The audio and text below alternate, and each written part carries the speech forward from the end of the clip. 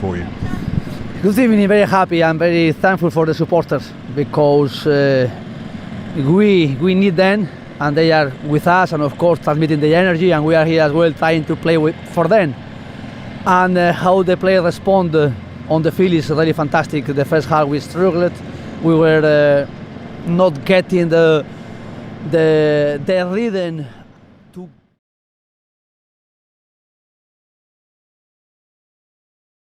Chelsea dipaksa menelan pil pahit oleh tamunya, Aston Villa, dalam lanjutan Liga Inggris. Meski sempat unggul lebih dulu, The Blues akhirnya harus menyerah dengan skor 1-2. Duel Chelsea versus Aston Villa berlangsung di Stadion Stamford Bridge, Minggu 28 Desember dini hari waktu Indonesia Barat. Chelsea tampil dominan sepanjang babak pertama dan memimpin berkat gol Joao Pedro. Namun, situasi berubah di paruh kedua. Pemain pengganti Aston Villa, Ollie Watkins, tampil cemerlang dengan mencetak 2 gol yang memastikan kemenangan tim tamu. Hasil ini mengukuhkan Aston Villa di peringkat ketiga klasemen sementara dengan koleksi 39 poin.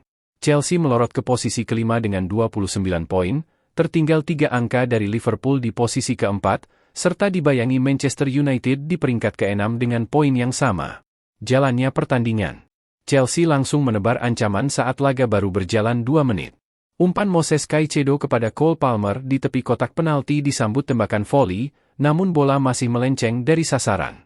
Peluang berikutnya tercipta pada menit ke-18.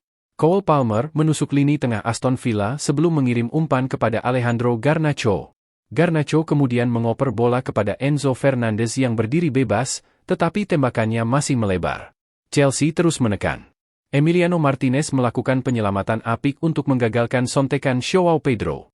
Wasit juga menolak klaim penalti Chelsea usai Joao Pedro terjatuh akibat ganjalan Victor Lindelof.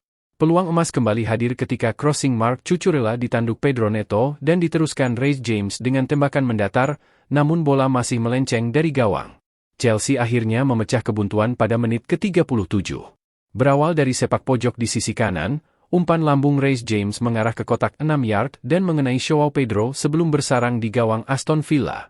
Skor berubah menjadi 1-0 untuk Chelsea. Menjelang turun minum, Chelsea hampir menambah keunggulan. Cole Palmer melepaskan tendangan keras dari tepi kotak penalti, tetapi bola masih mengarah tepat ke pelukan Emiliano Martinez. Memasuki babak kedua, Chelsea kembali mengklaim penalti setelah crossing Garnacho mengenai lengan Ian Maatsen. Namun, wasit hanya memberikan sepak pojok dan keputusan tersebut dikuatkan oleh VAR. Aston Villa mulai berani menyerang. Morgan Rogers melepaskan tembakan jarak jauh yang melebar tipis di sisi kiri gawang Chelsea.